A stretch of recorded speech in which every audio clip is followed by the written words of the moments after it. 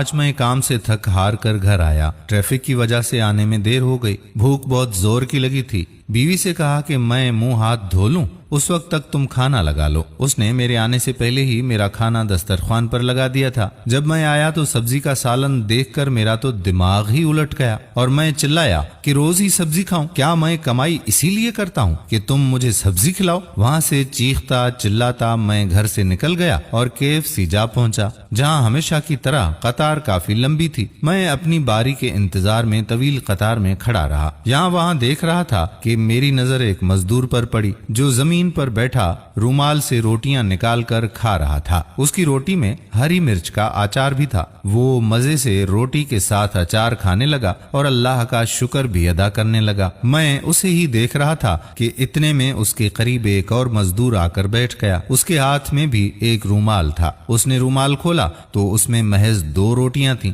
दूसरे ने देखा तो अपनी रोटी में मौजूद हरी मिर्च का अचार उसकी तरफ बढ़ाते हुए कहा कि शुक्र है तुम आज रोटी के साथ कुछ लाए नहीं, वरना मैं सोच रहा था कि आज तो मेरा सारे का सारा अचार जाया हो जाएगा। वो दोनों यही बात कर रहे थे। मजदूरों की आजिजी देखकर मेरी आंखें भीग चुकी थीं। इतने में मेरी बारी आई। काउंटर पर खड़े लड़के ने मुझसे कहा कि आपको क्या चाहिए? मैं उससे बोला कि मुझे बर्गर नहीं पसंद और फिर मैं वहां से बाहर निकलकर उन मजदूरों के सामने बैठ गया।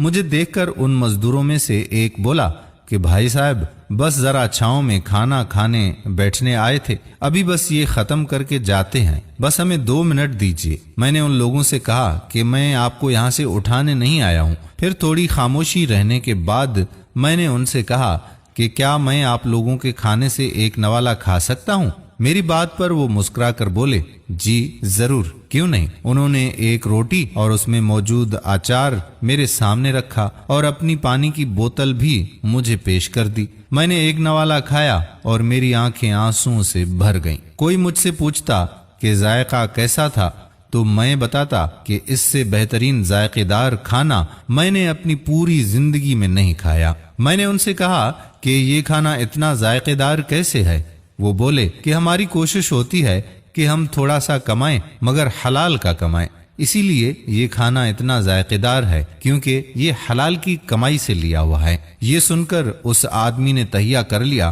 कि आज के बाद से वो जो भी कमाएगा हलाल ही कमाएगा। उसके बाद से उसने हलाल कमाने की कोशिश की और फिर कभी उसे बर्गर खाने की ख्वाहिश नहीं हुई। दोस्तों, हम में से बाज लोग ऐसे ही हैं जो हलाल और हराम की तमीज किए बिना बस धड़ाधड़ नोट कमाने में लगे हुए हैं। इस तरह वो ढेरों दौलत जमा करते हैं। जब वो इस दुनिया से चले जाते हैं तो उनके पीछे वो कमाया हुआ माल उनके रिश्तेदार खा जाते हैं। एक तो कमाई भी नसीब नहीं होती और फिर उस हराम की कमाई का भी हिसाब देना पड़ेगा। इसीलिए कोशिश करें कि थोड़ा कमाएं मगर हलाल का कमाएं और बच्चों को हलाल खिलाएं। अल्लाह पाक हमें सीधे रास्ते पर चलने की तौफीक अता फरमाए। आमीन सुम्मा आमीन या रब्बल आलमीन। चैनल को सब्सक्राइब करो पहले, हाँ जल्दी करो। मुझे पता है कि आप लोग नहीं करते, वीडियो देखते हो लेकिन सब्सक्राइब नहीं करते। ये लाल कलर का बटन नहीं, इसे दबाओ, जल्दी दबाओ, जल्दी दबाओ, फिर मैं शुरू करूँ। दबा दो जल्दी, दबा दिया, घंटी भी दबा देना, ठीक।